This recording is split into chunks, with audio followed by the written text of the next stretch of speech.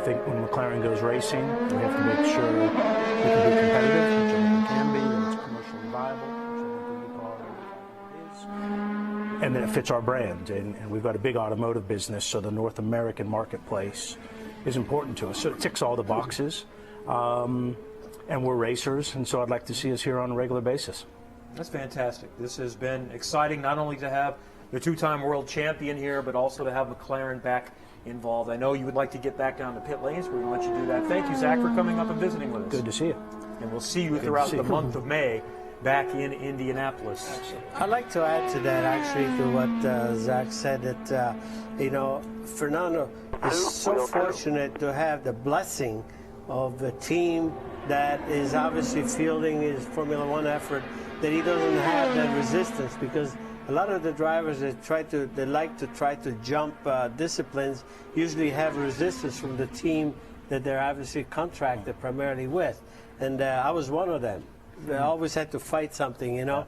And but you know, here Fernando has the blessing of the top man at McLaren, which is again, you know, good for him, you know. And so we're seeing a lot of good things here. Yeah, this is great. This is great. I really think the motorsport world can, you know, obviously I'm thinking of it from the Indianapolis 500's perspective, and it can benefit the Indianapolis 500, but I think they can use this race to benefit themselves and their partners with the attention that it gathers. Absolutely. This is overall good for our sport, no question. I think one of the healthiest things you could have in our sport is to have interchange with drivers of the caliber of Fernando Alonso to try other disciplines. You know, we've seen Hulkenberg, you know, go to Le Mans and win Le Mans. You know, how good is that? You know, finally a Formula One driver stooping down to go into Le Mans, you know, and then winning it, you know. So all of these things are very, very positive things for the sport. And as you can say, you know, there were times where they were more popular, and now it was almost, you know, a rarity. Now we like to see these things come, you know, come about again, because, again, it's our sport is so diverse that you have certain individuals that probably derive a lot of satisfaction out of having these opportunities. And today is a great opportunity to celebrate worldwide motorsport. As we mentioned, we have Honda and Andretti Autosport and McLaren to thank for inviting us into this private test. And I'm told there are over 500,000 people watching on the worldwide web stream today. So we thank all of you for taking a break from work today. We'd like to pass out a note to all of your bosses. Here in America, it's still late morning. Thank You're you about very done much. with work or off work in Europe. But this is a fantastic opportunity, and it is a privilege to allow all of us included, just to eavesdrop on what McLaren Honda Indy is doing here with Andretti Autosport. Yeah, make sure you give me the slip so I can show my boss too where I was. Well, we have been privileged to be joined by several joining us here. Most recently, Zach Brown from McLaren, and we're going to let him get back down to pit lane with Johnny Rutherford, a three-time 500 winner, two of them with McLaren. Mario Andretti, who reminded us that he drove for McLaren with Penske back in the 70s, and also a four-time IndyCar champ and a world champion. I'm Kevin Lee, and Robin Miller is with us now. We've been cutting you out way too much. We're going to keep you involved. I ask all the questions of these two legends. I want to let you ask them some questions. Well, as he's clicking off these laps, he's like 5 away from passing this next phase. I want to ask Mario and JR. They pulled him in the last time because he was below the white line in 1 and 2. And is the easiest thing at this place to pinch the corner? Is that the cardinal sin? Is that the toughest thing to avoid? Well, I love to see that. I love to see him do that, you know, because he's trying to use the track as much as possible. This below the line, I've been reprimanded enough times myself, you know, in the days. But I love to see him do it, even though they like that at this stage him not do it. But when you start nipping below the line, that shows a comfort level, believe it or not. And, well, did you used to run the Lloyd Ruby groove through the grass through 1 and 2? Lloyd Ruby had no idea, you know, how much grass I mowed in my days here. Johnny, is he starting to get a little bit closer to the wall? Yes, you can see the speed Yeah. as it comes up. Exit out of 4. Yeah, that was really he's quite good. using the racetrack now. Hey, Kevin, nobody ever got closer to the wall than John Rutherford either, because I saw a lot of people move their seats and move their picnic baskets and all that when he was out running. He ran so high in the corners. That was just part of his, that was your groove, wasn't it, JR? He always liked to be on the cushion, you know that. That's right. Yeah, and JR can't hear us, but that was your groove down by the grass. Yeah. No, up by the fence, up by the wall. Oh, by the wall. John, okay. On the John. wall, yeah. Yes. So here's just moments ago as he gets down below that white line. How close? Oh, he'll eventually come a lot closer. Ryan Hunter-Ray did a couple of years ago. Yeah, well, that's one thing you got to be careful right now, that you don't have much leeway down there before you get to the ripple Yes. Yeah. and to the rumbles, I should say, and those are not very pleasant. 2 more laps, 2 more laps. So working through the final portions of Phase 3 of rookie orientation. 2 more laps and he gets the diploma. Yeah. The first diploma. So will they want to pit and refocus and talk a little bit before they turn it free, or just say keep going? I guarantee you they'll make some adjustments now. Some aero adjustments, no question. He had the feel of the new tires already, you know, so I'm gonna suspect they're gonna send him out with a new set for sure. And but he's gonna have, I'm sure, some input as to what he needs now to be able to go quicker.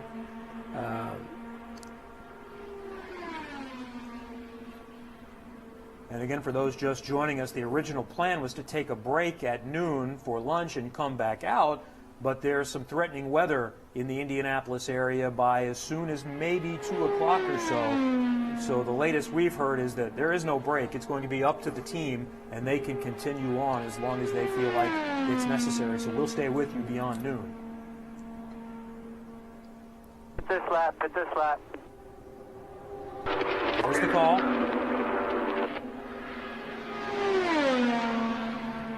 Oh wow! Oh, that's for real. Yeah, we just saw a radar, and it is coming.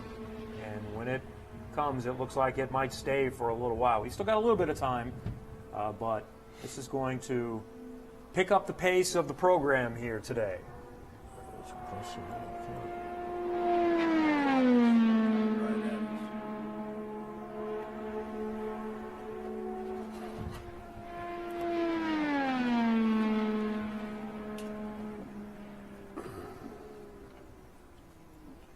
So we're told that Fernando Alonso has now completed the 3 phases of rookie orientation in just 50 laps. His top speed so far, 219.654 miles Okay, we'll get you out of the car here. per hour. Saw some of the Andretti Indy Lights drivers there in the background. What experience for them. That was Nico Janine, who just recently won at Barber Motorsports Park. I saw Dalton Kellett back there as well as a young driver, they just wish to be able they to were experience there. this. Yes, they're hoping to be there maybe Yeah. by next year. Yeah, absolutely. Yeah. But just to hang around this environment, listen and learn, what an opportunity that is.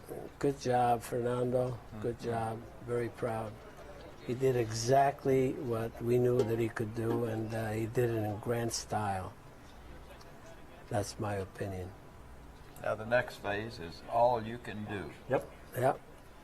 Let it all hang out. And that's when you really begin to prepare to compete. Yeah.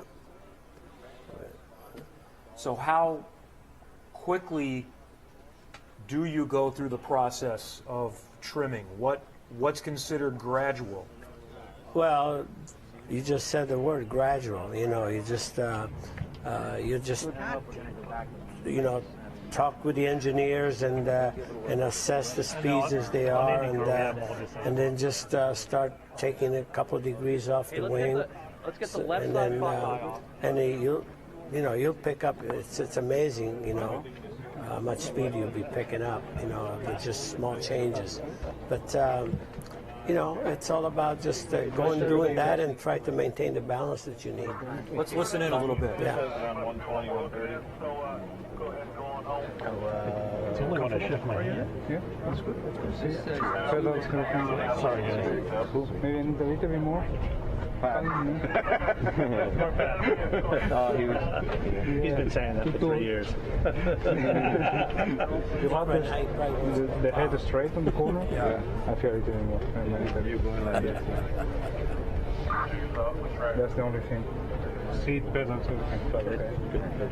You want to do that now? Yeah, I think so. How about your steering load now that you felt the real car? It's good there for now? Yeah, I think so. How you felt the steering? The weight? Yeah. It's about normal. Okay. It's definitely lighter than I'm used to on the road courses. It's normal here. Definitely on the simulator it's much lighter than here. Yeah, we were wondering if you wanted less load at the simulator, you'd really want less Power load here. steering from Yeah, it's okay for now. It's okay. Yeah, Do you feel that front wing? Yeah. yeah, too far probably. You took it out? Now it was too much on the Well, we steering. tried. Yeah. But I kept, you know, running because Well, at it least was I had good to you feel- change your line for it, Yeah. right? So you learn what to do when you have that understeer too. Yeah, you are on the steering car and you are a little bit wide. Yeah.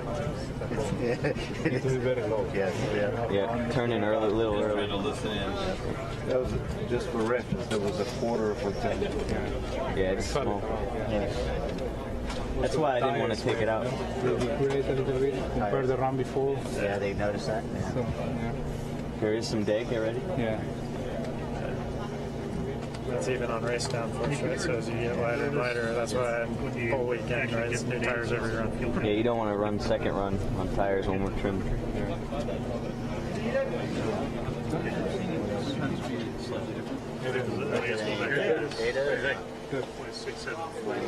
Yeah, we can run you through some laps if you want down here. Yeah, Nick can probably help you out the best down here. Looking through some data. I end up getting behind. I haven't noticed. Weather's an hour. Hour, yeah, I think 1:30. An hour to 2 hours. Back one out and start. What a fantastic opportunity just to listen in to the first debrief as an IndyCar driver at the Indianapolis Motor Speedway for two-time Formula One world champion Fernando Alonso, talking with Marco Andretti. He greeted Alexander Rossi, talking with Eric Bretzman, his engineer. Michael Andretti over there, Jill DeFerrin is in the background, and he seems to be taking this all very much in stride. Oh, absolutely. I mean, this is all normal, obviously. Now he has the questions. And now he's going to be looking at data, things they want to know to be able to put a name on what's happening, you know. But overall, I mean, you can see that he's totally satisfied in what happened, and now he's starting to relax, I assure you, you know, and looking forward to the next step. You know, now he's going to have the freedom. Don't worry about dropping below the white line and all those things. You know, I can do whatever he wants. And but it's it's a great moment right now to see what's happening, because this is the way it's supposed to happen in the best possible way. Johnny, what does getting out of the car do for you to regather yourself, reset, take it all in, and then get back in? Well, you're in another world. You're relaxed. You're thinking. You know, you're comfortable and you're thinking about what you've just done. So you have the opportunity to figure things out, think about this, think about that, and that's the name of the game. You just want to sort out what was good and get rid of what was bad.